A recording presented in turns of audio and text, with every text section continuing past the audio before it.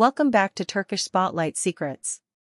Settle in, because what we're about to share has the entire Turkish entertainment world buzzing with warmth, wonder, and a pinch of disbelief. Fans of Akın Akinozu and Ebru have been lighting up comment sections and group chats ever since whispers turned into confirmations. The two have taken a meaningful leap and purchased a new home together. You heard that right. After a long stretch of looking, dreaming, and quietly planning between shoots and commitments, they finally found the place that felt like theirs. From everything I've learned and seen, this wasn't a spur-of-the-moment decision. It was months in the making, a careful journey that took them through countless neighborhoods, up hills and down narrow streets, into houses that were close but not quite, spaces that had the right light but the wrong energy, layouts that impressed but didn't comfort.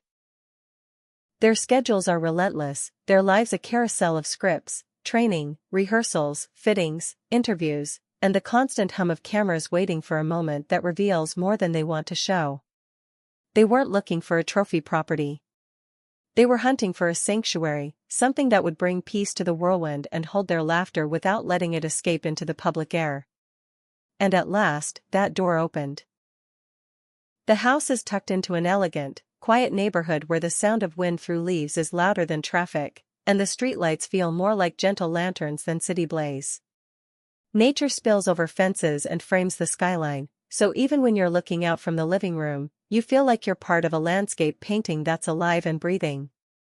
The architecture is unmistakably modern, yet there's a softness to it. Wide, open spaces drift into one another without harsh edges, and those floor-to-ceiling windows dissolve the boundaries between inside and out. The lawn is the lush kind of green that makes you want to kick off your shoes and walk slow, letting the day roll back as if time decided to move only when you do.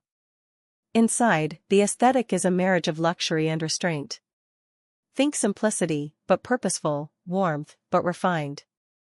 I can say that with confidence because I worked on it personally. Not from a distance, not in a way where I point and someone else places, no, I was there, sleeves rolled up, collaborating with their team and guiding the vibe of the rooms. We chose hushed tones that calm the eye and let the day breathe out. The lighting is warm and low without being dim, the kind that flatters skin and makes every corner seem like a story about to happen. We tested fabrics against the afternoon sun to see how they fell, how they glowed, and how they felt under fingertips at the end of a long day. Sofas weren't chosen to impress, but to welcome, chairs weren't selected to be admired, but to be claimed. We aimed for comfort that doesn't brag, a romantic hush that says stay. Ebru gravitated toward the poetic elements first. It's just who she is. She has that eye for light, for textures that breathe, for quiet spaces where a cup of tea feels like a ceremony, and for ways that color can soften a hard moment. She stood in the main room one afternoon, soft sunlight sliding across the floor, and talked about mornings where she would read without checking the time, where the only ticking would be a clock she actually listens to. She picked out linens that whisper rather than rustle, and she asked for corners that hold memories, not clutter. She has always looked luminous on screen, but here, in the gentle palette we created, she looks like she's finally allowed to be unguarded and at ease. While Ebru curated the soul, Akın watched over the bones. If she spoke about harmony, he spoke about shelter. He was meticulous about the security architecture and the logic of the location. He wanted sightlines, strength in the structure, discrete systems that keep the home private without ever feeling like a fortress. He checked the approach to the street, considered the movement of cars at different hours, thought about who could see what and from where. He was protective without being severe, keen on the kind of safety that lets you forget it's there. He wanted to know that if they laughed too loudly, only the walls would know. If they stayed up late talking, the night would hold their words and leave them undisturbed. In short, he wanted a place where unwinding wasn't a chore, where the only cameras allowed were the ones they chose to lift. Friends close to them say that when the keys touched their hands, something shifted that you could feel without anyone saying a word. There's that particular kind of joy that doesn't leap up and down or throw confetti, it settles in the shoulders, it softens the eyes, it makes old worries feel like they've gone out to sea. Witnesses describe the moment as a quiet celebration, One of those scenes where you can hear the click of a lock turning and know that a chapter has just been written. The smiles were private but unmistakable. Ebru, graceful as always, looked like someone who had found a space that would listen to her. Akın's grin, that rare, boyish thing he keeps for moments that truly matter, said the rest. The house itself tells a story in details. There's a kitchen that draws you in rather than just impressing guests, a breakfast bar that begs for messy fruit bowls and late-night pasta, countertops where elbows are welcome and recipes can fail without judgment. The dining area doesn't stand on ceremony, it's close enough to the garden that a soft breeze can join the conversation. The living room invites the day to stretch out and the night to stay. A reading nook near the window feels like it was designed specifically for the first rain after a long summer. There are shelves ready to hold scripts and photographs that won't be posted online, only looked at and remembered.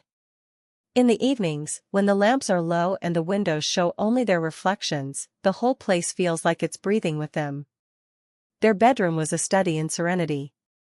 We kept the palette gentle and gave the bed a frame that feels sturdy without shouting.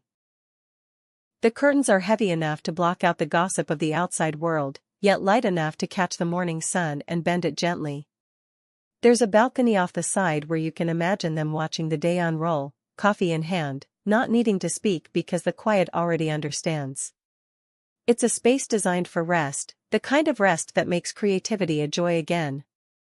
I won't lie, this whole process took time. They were particular in the best way. Every choice was a conversation, a test, a moment of imagining what it would feel like to actually live here in the unscripted hours. There were days when we walked through empty rooms and shuffled furniture just to see how the air moved. There were nights when plans were downloaded, measured, and rearranged because a hallway needed a softer angle or a corner wanted a lamp that glowed like a memory. Through it all, they stayed kind to the process and to each other. You could see why their on-screen chemistry turned into fandom folklore. In real life, they carry that same unfussy harmony, the kind that doesn't demand attention but wins it anyway. And then, of course, the news began to ripple online. Fans of both stars reacted in waves, first disbelief, then delight, then a crescendo of congratulations that refused to be contained. Feeds filled with edited videos, throwback clips, and collages of moments that fans had always read as foreshadowing. There were petitions to protect their privacy and promises to celebrate from a respectful distance. But there were also hopeful comments, ones that leaned forward into the future, whispering about engagements, wondering about vows, dreaming of wedding photos that might never be shared. No one can say what's coming, and that uncertainty lends the moment its glow. What is obvious, what is undeniable, is that they are building something together that is as lovely as it is deliberate. People who know them insist this home is a symbol, but not the flashy kind. It isn't a press release or a red carpet statement. It's a deliberate decision to claim a quieter life without abandoning the work that brought them here.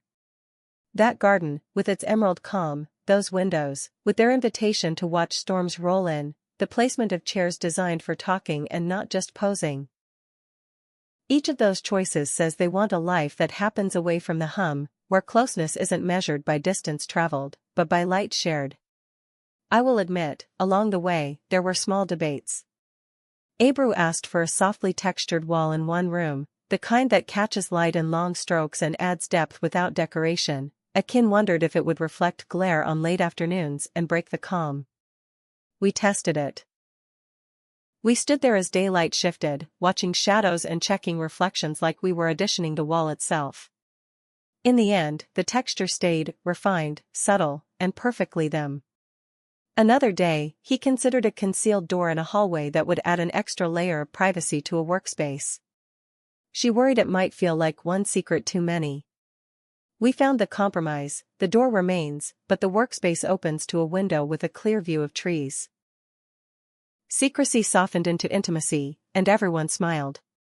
As someone who helped shape the interior, I noticed how their decisions revealed who they are beneath the gloss.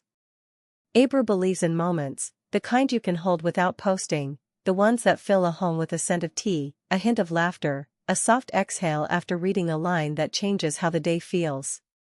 Akın believes in foundations. The strength that holds the roof when wind presses too hard, the unseen systems that make a house a shelter and transform four walls into a promise.